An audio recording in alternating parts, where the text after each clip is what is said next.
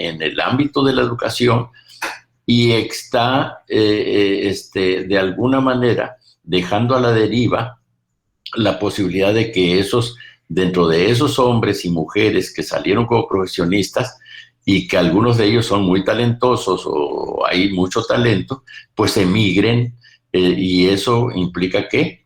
Pues fuga de cerebros. No otra cosa más que fuga de cerebros. Hay otras formas de medir la fuga de cerebros, por supuesto, pero me refiero allí, hay una lógica incuestionable.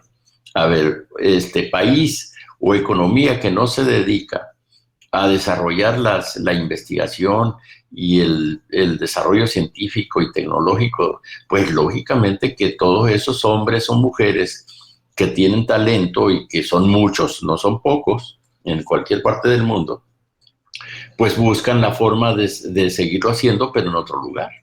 Así de fácil.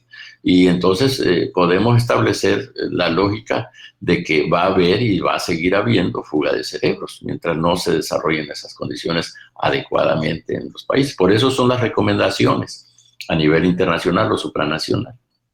Esa es la primera cuestión en materia de política económica. En materia de política económica también yo les recomiendo mucho, les voy a sugerir mucho, no porque yo lo haya escrito, es lo de menos eso, inclusive ahorita vamos a ver puntos de vista, inclusive a veces hasta que requieren corrección de esas ideas que en algún momento expresé en materia de educación superior. Hay un documento que anda circulando por ahí que se llama Educación Superior Pública y Privada en México y Baja California Sur, de su servidor. Yo lo escribí como en 2005, 2006, ese articulito, eso es un pequeño ensayo, y creo que lo publiqué en la Universidad de Málaga, en España. Allí anda circulando desde entonces. Le ruego que quien lo lea, o si alguien desea leerlo por ahí, pues que lo haga. Hoy tengo yo muchos elementos que quisiera yo adicionarle, reformar, quitarle o adherirle a ese documento. Y quisiera comentarles hoy brevemente algunos de estos.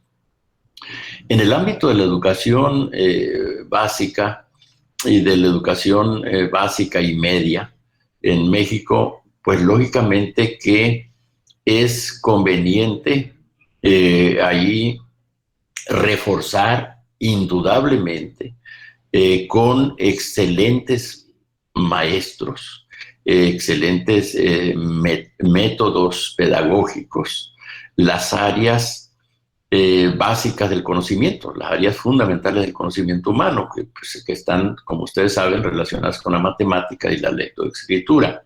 Bueno, son las áreas básicas. Y si para ello es necesario que existan comedores para que los niños tengan acceso, los niños de bajos ingresos, tengan acceso a las vitaminas, proteínas, minerales, etcétera, en que su cerebro, bajo los cuales su cerebro pueda aprender estas materias, pues que se tiene que hacer, se tiene que hacer. Y fortalecer el hecho de que los grandes o excelentes profesores pues son los que dominan técnicas también y tecnologías para enseñar matemáticas y lectoescritura. No todo es pura creatividad del profesor o de la profesora, ¿no? Es decir, hay tecnologías que ya existen en otros países y bueno, hay que conocerlas y tratar de aplicarlas y de acuerdo con las condiciones adecuadas de nuestro país, para que esos profesores o profesoras dedicadas a esas áreas puedan desarrollar de una manera adecuada su actividad profesional, ¿no? Y no dejemos, porque yo pienso que tanto en el área de educación básica y de educación media superior, es necesario que establezcamos esta formación en las áreas fundamentales del conocimiento humano. Bueno, porque ya lo demás es historia. Cuando uno llega, por ejemplo, como ustedes, ahorita que ya están ya prácticamente a la mitad de una carrera profesional y ya llegaron a la universidad y están abordando todas las materias que van a constituir su currícula profesional, pues lógicamente que ya traen su formación. Es decir, todo lo que pudieron hacer los profesores en el mejor de los casos, y profesoras, por supuesto, en el mejor de los casos con ustedes ya lo hicieron. Es decir, ya no hay marcha para adelante, o sea, o para atrás, ¿no? O sea, ya todo lo que se pudo hacer se hizo, y ustedes llegaron aquí con estos grados de, vamos, de desarrollo intelectual a los que están, en los cuales se están encontrando en este momento. Bueno, pero si hubieran tenido, quizás alguno de ustedes recuerda que, bueno, el profesor o la profesora dedicada a la lengua española o a las matemáticas, algo le faltó o algo impidió que ustedes se dedicaran con más gusto a esas áreas. Y pues a lo mejor dicen, bueno, pues lástima, pues yo no aprendí. Ahora me doy cuenta de lo necesario que es tener un conocimiento en esas áreas, etcétera, etcétera. Okay. Pero entonces, para que tengan ustedes una noción de cómo está el asunto. Y habrá otros o otras compañeras, compañeros que pues tenían todo el deseo del mundo de capacitarse, de tener conocimiento sobre esas áreas, pero tenían un mal maestro o mala maestra, a veces se iban sin desayunar a la clase, etcétera, etcétera. Y dicen ustedes, bueno, pues entonces fue una combinación de dos cosas. No tan solo tenían un problema con el profesor o la profesora que les enseñaba esas áreas, sino un problema de alimentación también. Pues, o sea, con falta de alimentación no crean que entran muy bien esas materias. Es decir, ahí necesitamos solucionar las dos cosas. Sí, me explico, es decir, para que vean ustedes la complejidad del asunto, y a veces no bastan ni siquiera esas dos cosas, hay que reforzar con otros elementos, el que se genere interés en el niño o en la niña por esas áreas. A veces son tan lóbregas esas áreas, son tan difíciles por sí mismas, que cualquier problema de tipo mental que pudiera tener uno, pues también está influyendo, y eso se tiene que analizar y ver, etcétera, ¿no? Ok. Ahí tienen ustedes ese primer aspecto. ¿Cómo solucionar el problema de las áreas básicas del conocimiento humano en los primeros niveles? O sea, hay que ver que eso es multifactorial la situación, y hay que trabajarla de una forma efectiva, ¿no? Es decir, nada de rollos, nada de teorías así muy grandes, muy bonitas, pero inservibles, ¿no? No, lo práctico es lo práctico. A ver, el hombre y la mujer, para asimilar cosas, requiere que, cuando menos, una buena alimentación. Primera cuestión. Segunda cuestión, que haya interés. Pues hay que despertar el interés. Y tercera, que pues los problemas de vida no sean mayores que las posibilidades de aprendizaje. Si el niño o la niña está angustiado por lo que ustedes gusten y manden, pues olvídense, así sea el mejor aprendizaje del mundo, así esté bien alimentado, etcétera, pues no va a poder, ¿no? Entonces hay que ver toda una combinación, ¿no? Ok, pero ese es el primer elemento. En el segundo elemento, que el segundo aspecto educativo que me parece a mí que pues tiene que ver, es que dentro de la pirámide educativa tiene que ver, tenemos que establecer no tan solo educación preescolar, educación básica, educación media, educación superior o licenciaturas, y luego maestrías y luego doctorados, sino también dos elementos adicionales. Después del doctorado, o cuando menos uno, después del doctorado viene educación permanente. Educación permanente. ¿Para qué?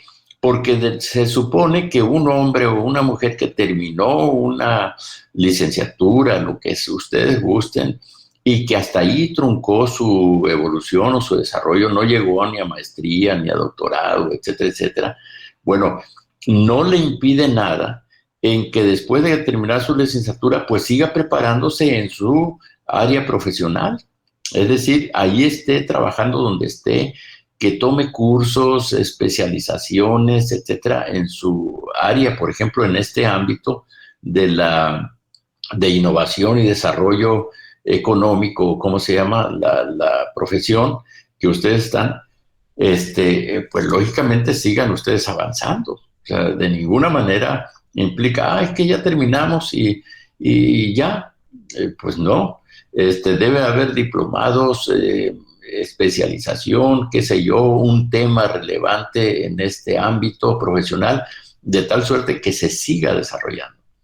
Y luego, y no me digan ustedes que un doctor que ya evolucionó, que ya terminó todo, se especializó en la área de estudio, etcétera, pues ya no tiene que seguir nada, o sea, hacer nada porque ya lo sabe todo. Pues no, ese doctor no es absoluto. Dentro de 3 o 4 o 5 años, haga de cuenta que tiene que hacer otra vez el doctorado, porque ya todo cambió.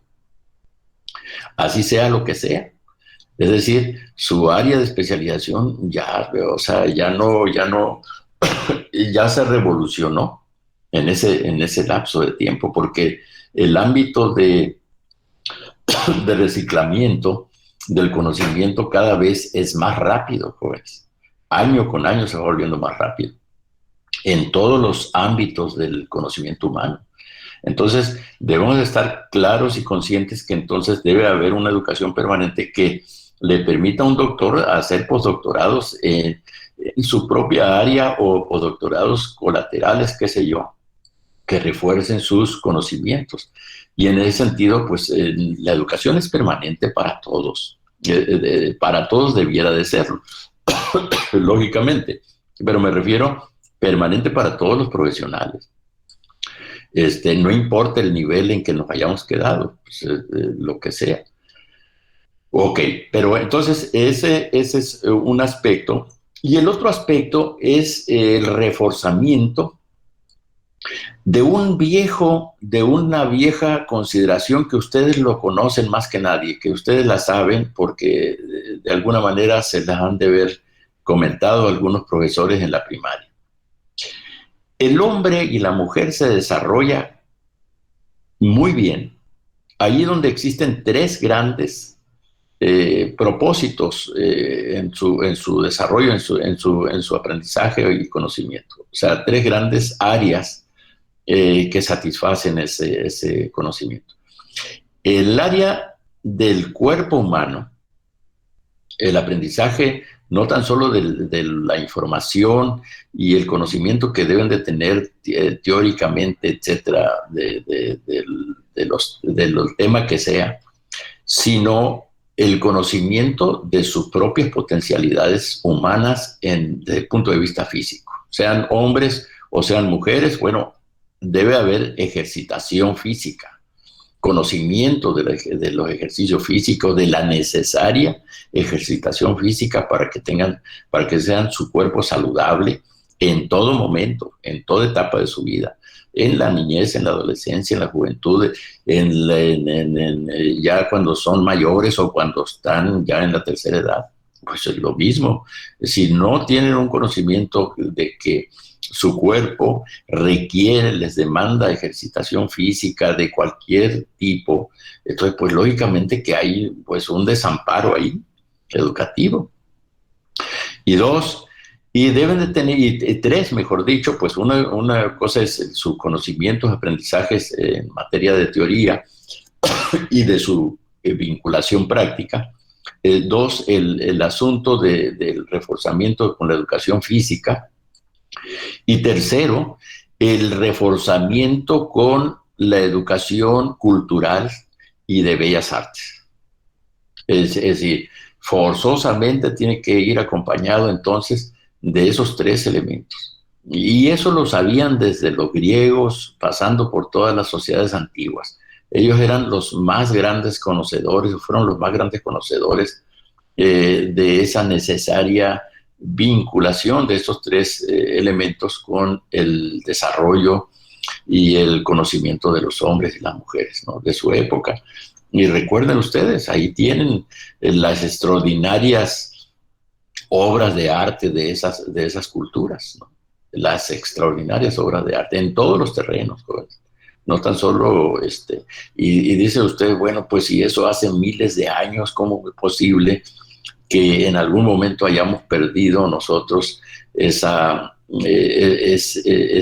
lógica, esa actitud por tener esas habilidades, ¿no?, por tener todo ese dominio, etcétera? Bueno, ¿en qué momento lo perdimos? ¿Quién sabe? Pero el problema es que cada vez se nos hace más difícil lograr esos tres grandes elementos que forman un todo en materia de educación. Ahora bien, un elemento que desde el punto de vista de la educación superior, de las licenciaturas, es necesario reforzar de una manera quizás muy fuerte, es lo que ustedes más o menos seguramente han escuchado por allí cuando se habla de sistemas universitarios, de las famosas clases intramuros, clases extramuros, etcétera, etcétera, ¿no? Y entonces dice usted, bueno, ¿y qué tiene que ver eso de los intramuros y los extramuros en materia de universitaria?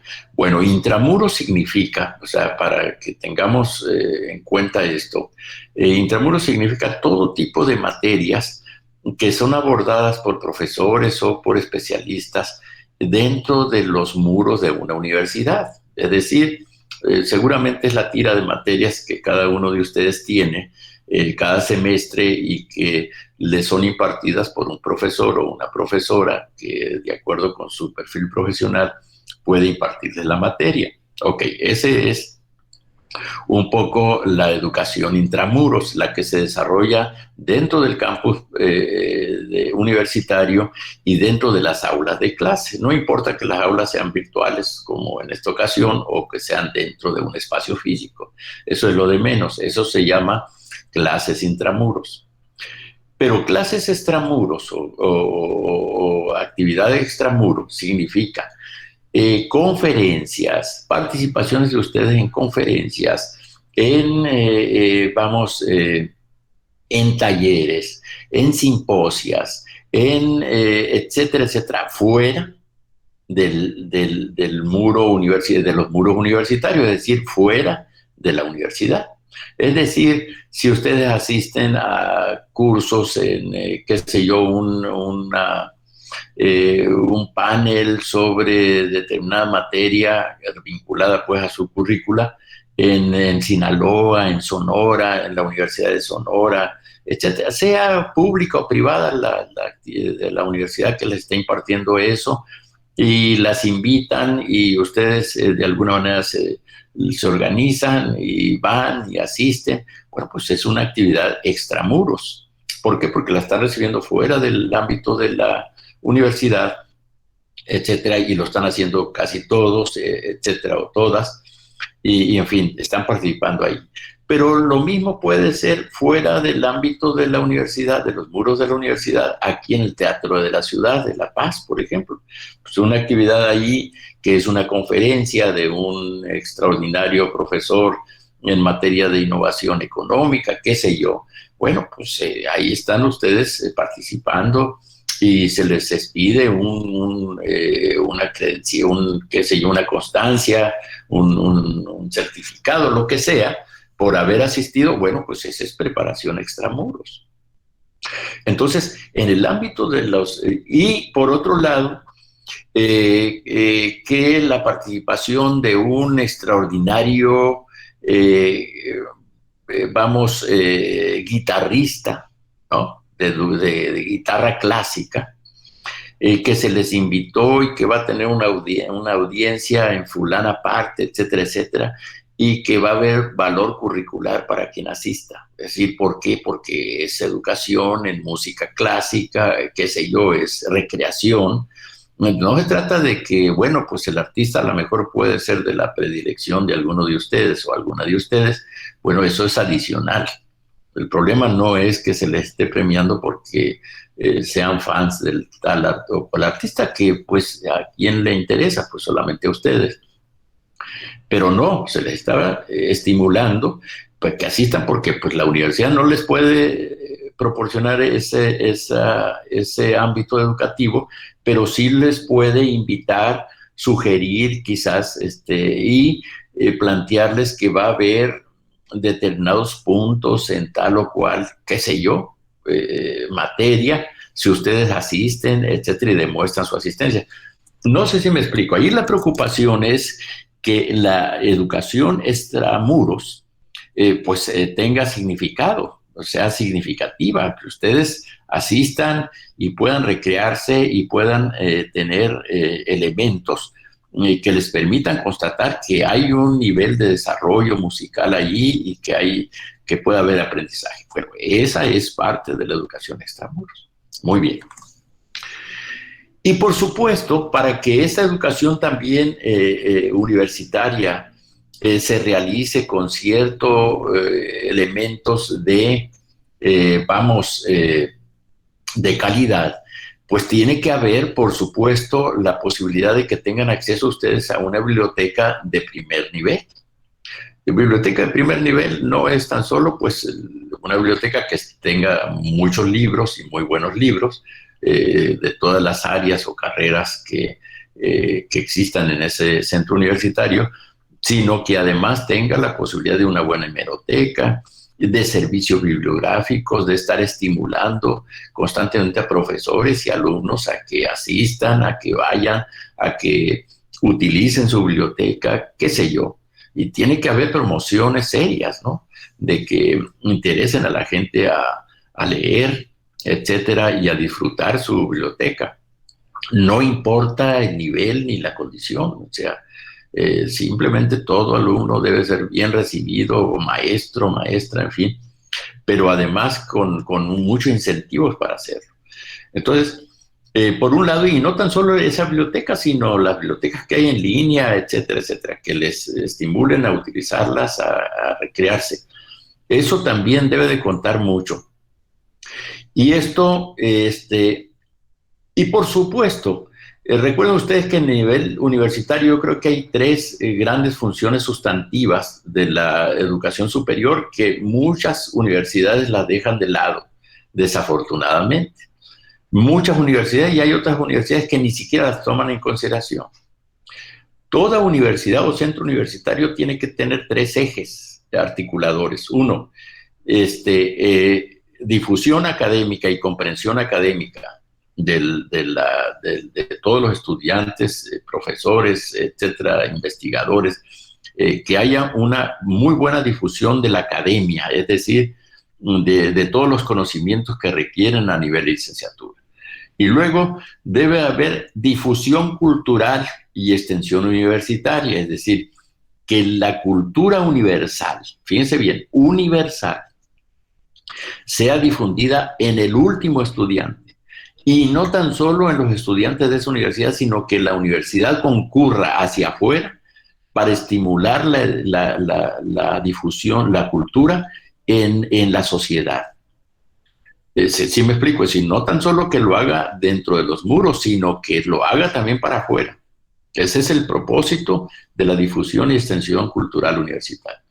Y luego una tercera variante para la actividad universitaria debe ser la investigación y la difusión de la investigación, es decir, que se difunda lo que la universidad o a través de sus investigadores está investigando. Y es decir, y que se difunda eso, es decir, que se hagan libros, que se hagan revistas, etcétera, etcétera, que donde universitarios dedicados a esa área, a esas actividades, pues den a conocer al público lo que están haciendo y cómo lo están haciendo, etcétera, etcétera, o a profesores, a alumnos, en fin. Sí, sí me explico. Son tres áreas sustantivas de tu universidad. Ahora, analicen ustedes el entorno. Analicen su propia universidad bajo estos tres elementos que estamos comentando y analicen las universidades privadas que existen aquí. Bueno, pues esas universidades, ¿qué difusión de la cultura tienen? Tanto adentro como afuera, pues ninguna. ¿Qué actividades de investigación tienen? Tanto adentro como afuera, pues ninguna. Y si se van a la cuestión académica, pues habrá que ver, ¿no? Si hay profesores de esta universidad allí, pues lo más seguro es que sí las haya, pues es todo lo que es toda la difusión académica. Pero pues, ¿por qué? Porque pues realmente, académicamente hablando, pues qué otros profesores con capacidad podrían tener para difundir el conocimiento, pues muy limitados. Yo no quiero pensar que no los hay, pues claro que los hay, pero insisto, limitados pues en el sentido de en comparación con otras áreas o lugares o centros universitarios. Bueno, ese es otro aspecto. Pero ahí tienen ustedes estos tres aspectos que hay que fortalecerlos en el sistema educativo universitario de todo el país. Y que la diferencia entre universidad pública y privada sea cada vez menor.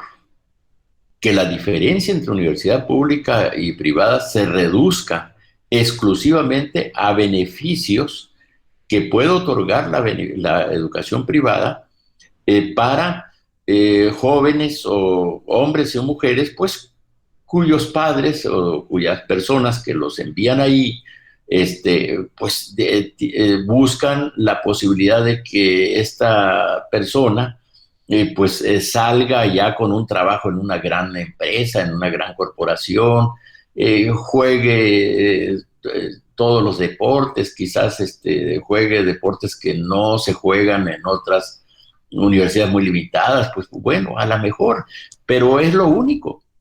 El conocimiento debe ser exactamente el mismo, independientemente de lo que paguen en una universidad privada. Si van a pagar millones, pero bueno, están pagando por otras cosas, pero no por el conocimiento. El conocimiento es el mismo y háganle como le hagan. Es decir, eso es lo importante, porque si seguimos estimulando el hecho de que las universidades privadas, bueno, pues es que está en la universidad privada porque no sirve lo que está estudiando o lo que le enseñan en la universidad. Bueno, pues eso es lamentable, muy lamentable, ¿no?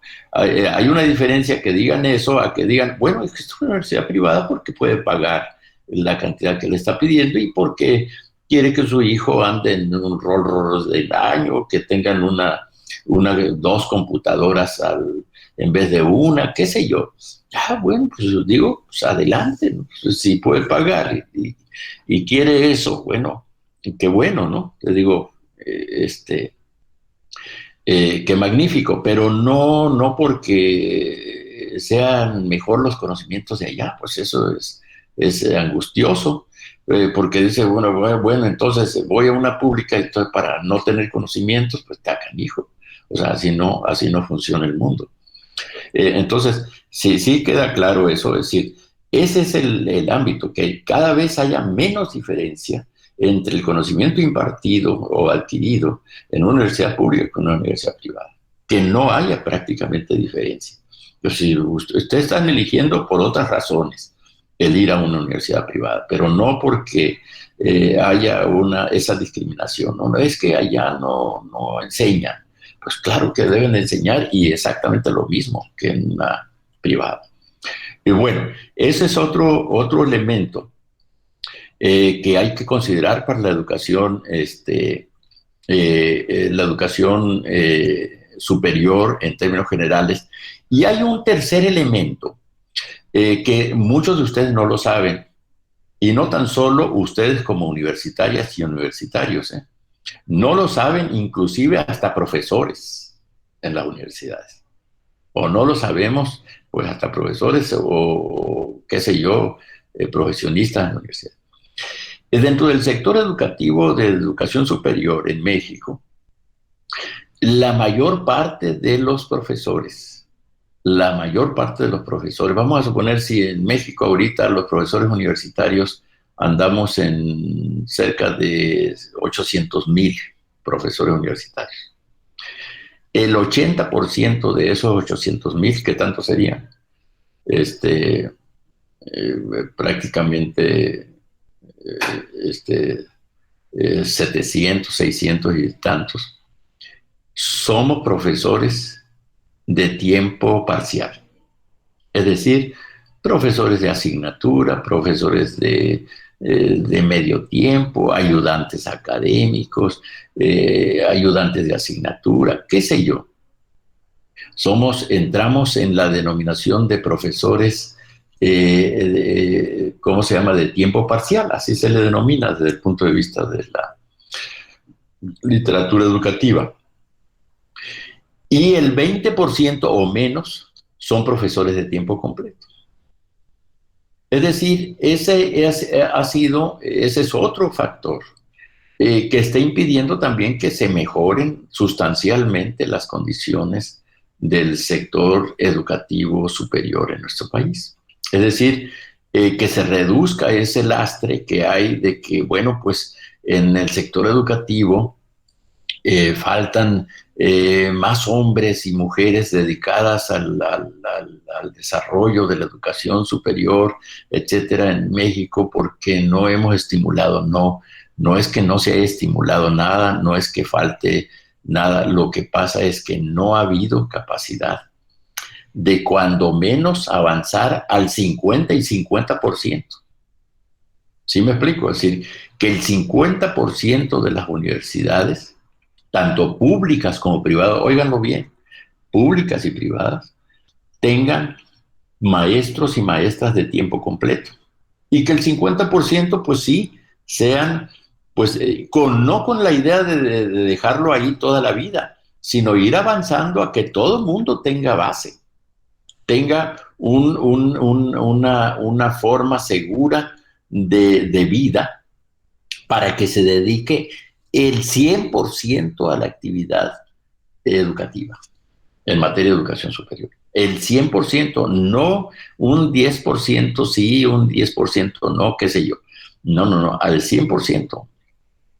Es decir, a ver, su vida debe estar girando en torno a cómo prepararse para que los jóvenes de las diferentes áreas donde cada profesor esté impartiendo cursos, materia, etcétera, salgan lo mejor preparados, lo más eficientemente, eh, preparados en esa materia. Sí queda claro.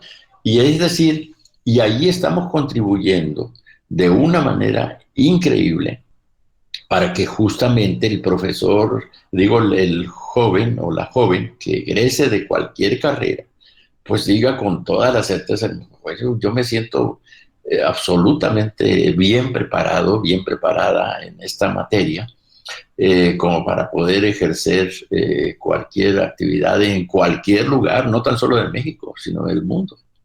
¿Sí me explico? Porque finalmente, recuerden ustedes que el gran principio de la universidad es justamente eso, la universalidad del conocimiento. Es decir, la universalidad del conocimiento. Ustedes salen de una universidad, no es para que sean buenos profesionistas de La Paz o de Baja California Sur o de México, ¿no? Buenos profesionistas. Y si se van al extranjero, a Canadá, a Inglaterra, a París, a donde se vayan, pues son buenos profesionistas. Se los digo porque tienen los conocimientos perfectamente que dominan a nivel de todo el universo. Sí, sí queda claro que ese es el concepto de universidad. Pues no son buenos profesionistas nada más para una región del mundo, sino para todo el mundo. Ese es el propósito, el gran propósito de la universidad, y eso hay que rescatarlo porque pues efectivamente un hombre o una mujer egresado de una universidad pues no es el que fue a comer o a pasearse ahí a los jardines de la universidad, o sea, él fue a conocer casi todo, ¿no? Cultura, investigación, deporte, etcétera, etcétera, ¿no? Pues todo conoce. es un hombre o una mujer que domina el conocimiento en todo su esplendor, en todos sus terrenos, y fácilmente puede emitir juicios, aunque no sea su materia, porque está informada, está informado. Y digo, pues no es, pues yo no puedo dar una opinión autorizada acerca de la construcción de la bomba atómica, bueno, pero yo sé más o menos qué elementos son los que se utilizan, qué sé yo, y los efectos, consecuencias, qué sé yo.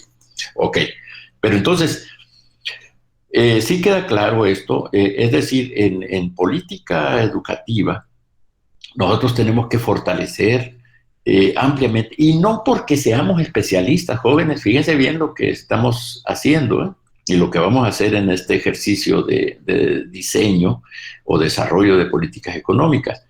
No porque seamos especialistas en materia de educación, nosotros podemos recomendar una política económica adecuada al marco educativo que en este país se requiere, sino porque tenemos los conocimientos básicos de lo que tiene como resultado una buena educación o una educación pues a la...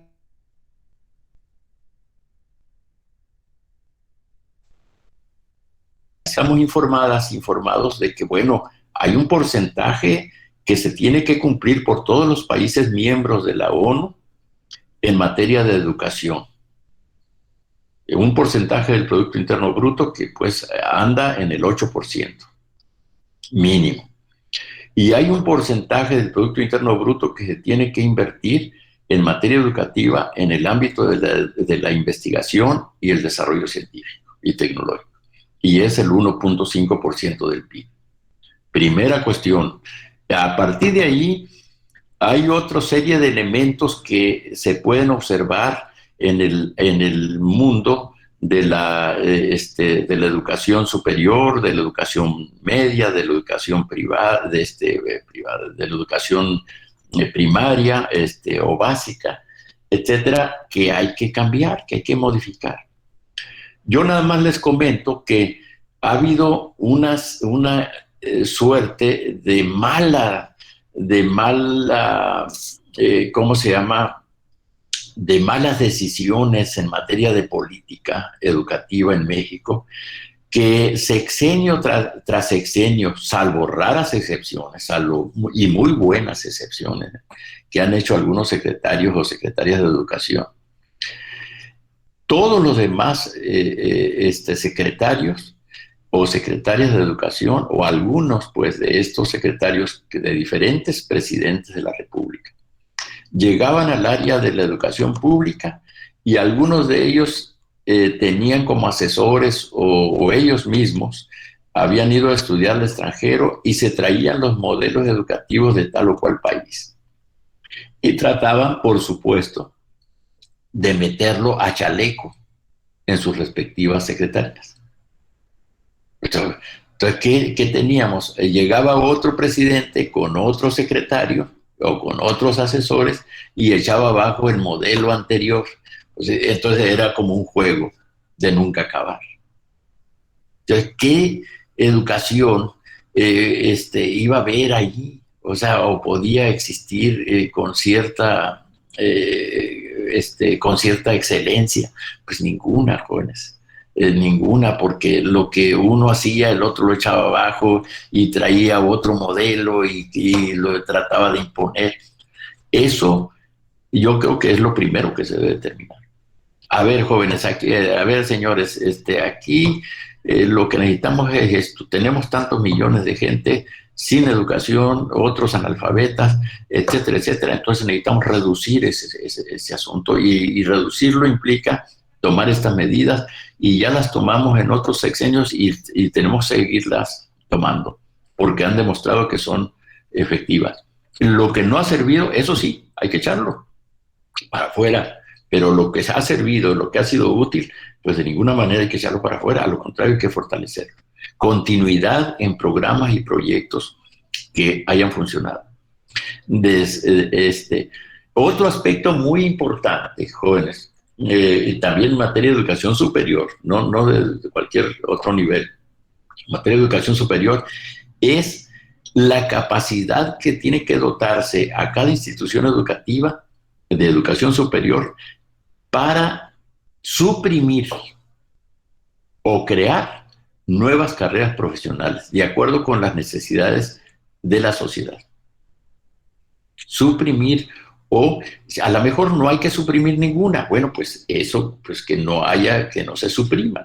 Pero a lo mejor sí es necesario suprimir alguna carrera que no está funcionando, que no está dando resultados convenientes desde el punto de vista social y que no exista tanto lastre de que no es posible suprimirlas. O sea, es angustiante eso. Es necesario que las instituciones se doten de esa posibilidad, porque para que estén involucradas con las necesidades urgentes que tienen las sociedades, ¿no? Entonces, ese es otro aspecto también muy importante que hay que tomarlo en consideración en materia de política educativa. Eso sí, a nivel superior, pues, o sea, no puede ser que si, por ejemplo, la licenciatura en economía no está dando resultados y año con año, ya llevamos 10, 15, 20 años en que por alguna razón o no, no está dando resultados convenientes, etcétera. Bueno, hay que empezar a analizar muy bien esa situación. ¿A qué obedece en principio esa situación?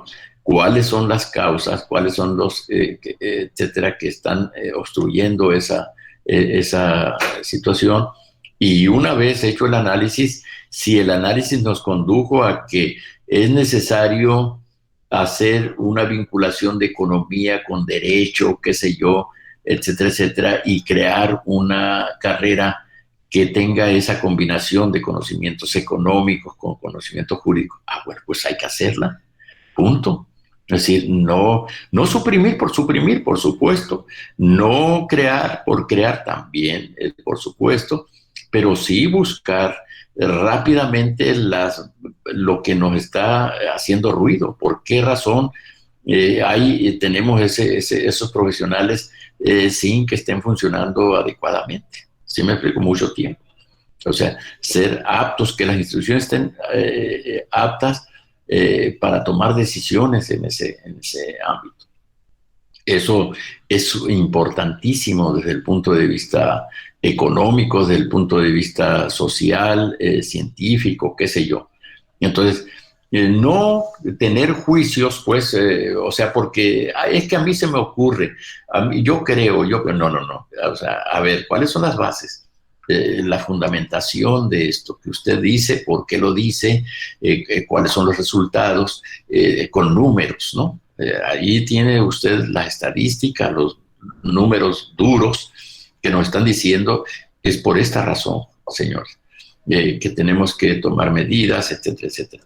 Bueno, entonces adelante, inmediatamente a tomarlas, que no existan así como imposibilidad alguna de que las universidades tomen medidas a tiempo y de una manera flexible para solucionar o reencauzar cualquier profesión que no esté dando los resultados pues que se esperaban, ¿no? O sea, o que se creían que iba a proporcionar en este nuevo momento y que no lo está haciendo.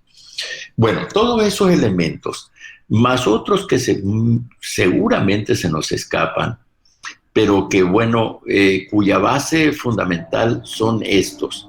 Otro aspecto que seguramente como política económica hay que tomar en el ámbito de la educación, y todos ustedes y los compañeros expositores ahora nos lo hicieron saber de manera muy, muy dura con los números, es la famosa pérdida que se va haciendo de un nivel dentro de la base educativa conforme va pasando un grupo de seres humanos, una generación de un nivel a otro, cómo se van perdiendo, o sea, cuál es la eficiencia terminal de cada nivel.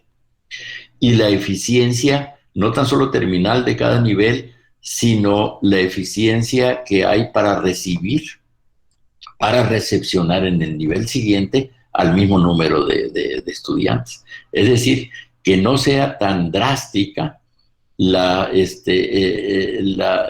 terminación de un nivel y luego el ingreso al nivel siguiente de casi la mitad de los que terminaron el primero. No sé si me explique en ese sentido. Es decir, si la base de la pirámide educativa de este país es de 40 millones, más o menos por ahí anda, ¿no? 38, 40 millones de los que ingresan a primaria, educación básica. Y los que terminan primaria son ya 30 millones. Pues ahí tenemos 8 millones que se quedaron fuera, es decir, de un nivel a otro. Y si los que van de la primaria a la educación media, a la secundaria son 30 millones, y los que van de la educación secundaria a la educación media son 22 millones, ¿no? Pues ahí tenemos otros 8 millones. ¿Sí queda claro? Y si los que van de la educación media a la educación superior ya son 18 millones, pues ahí tenemos 4 millones menos, ¿no? De un nivel al otro. Y si los que van de 18 millones que quedan, que entraron a las licenciaturas, a toda la educación superior, solamente egresan, qué sé yo, 12 millones. Y de esos 12 millones no se han titulado 6 millones. O no se titulan, o no se quieren titular, fíjense bien la eficiencia terminal. Entonces, pues es duro. Entonces tenemos casi el 50% de eficiencia terminal. Y si de esos 6 millones que terminaron, ¿cuántos creen que entran a las maestrías? Pues entra un 2%. Pues estamos hablando de ¿cuántos? Si de 6 millones entra un 2%, a ver, pues estamos hablando prácticamente que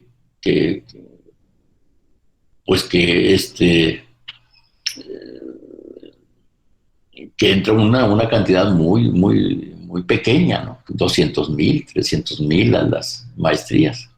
Y de esos, ¿cuántos salen y cuántos van al doctorado, etcétera? Sí me explico que la pirámide educativa reduzca el grado de eficiencia terminal y el grado de absorción de un nivel por otro. Punto. Que sea capaz de absorber, que impida que la gente emigre o migre de un nivel a otro, se vaya del sector educativo, y por otro lado que el próximo nivel absorba a prácticamente la mayor parte de los estudiantes. Y no los absorba, fíjense bien, nada más como una cuestión formal, sino que los absorba bien. ¿En qué sentido? En el sentido de que va a ser de ellos, de este conjunto de jóvenes, o de hombres y mujeres que terminan un nivel y que va a ser absorbido por el otro, que va a ser hombres y mujeres profesionalmente hablando útiles, es decir, capaces, capacitados y con todos los elementos para poderse incorporar. No porque, no, pues es que hay que pasarlos porque hay que pasarlos, no. Es decir, sí, está bien, pues que ya pasaron, está bien, pero hay que darles la educación para que tengan los conocimientos, ¿no? Bien, independientemente de cómo hayan pasado. El caso es que, fíjense bien, ahí tenemos una formación entonces de primer nivel, ¿no? Que nos permita a nosotros, que nos va a permitir en el ámbito de la política económica, tener una formación excelente del conjunto del capital intelectual o el capital humano tan necesario para mejorar cualitativamente el crecimiento y el desarrollo económico de México. Si no tenemos este capital humano o capital intelectual perfectamente aceitado, digamos que desde el punto de vista, pues, figurativo, ¿no? De cómo lo hayamos preparado, qué tan inteligentemente lo hayamos formado, etcétera, etcétera, pues va a seguir siendo lo mismo. Va a seguir vamos a seguir teniendo pues eficiencias en diferentes campos, etcétera. Se nos va a seguir yendo la gente, ¿no? En la primera oportunidad que tengan de un contrato exitoso, pues en cualquier otro lugar del extranjero o de diferentes regiones, pues se va. Pues digo, y es poco lo que se puede hacer, ni modo de pedirle a alguien, oiga, pues sacrifíquese toda la vida porque está viviendo en México, pues no. Pues la gente busca mejores oportunidades y tiende a encontrarla, ahí donde los encuentra, pues tiende a irse a donde las encuentra. Y pues, si es a otro país, pues ni va ni a hablar, no será de otro país. Pero entonces, insisto, si nosotros queremos mejorar drásticamente la política económica en materia educativa, pues lógicamente que tenemos que ser muy hábiles en tratar de formar el mejor capital humano, de la mejor manera nuestro capital humano y tener bien presente que pues en esa medida es como va a contribuir al desarrollo, al crecimiento y al desarrollo económico. Es decir, de otra forma, por más que hagamos, por más que nos movamos, etcétera, etcétera, si movemos nada más una variable, pero dejamos 20 variables fuera, pues no lo vamos a lograr. Entonces, desde un punto de vista realista, yo creo que tenemos que pensar en todos estos aspectos que son sin duda. Discúlpenme ustedes, ya los entretuve demasiado, ya los dejo ir, perdón, ¿no? Por favor, cuando estemos en esto, Rebeca me hace una recomendación ahí. Sí, está bien, profe, no lo quería interrumpir. Ah, muy amables, que tengan un excelente día. Gracias, profe. Hasta luego.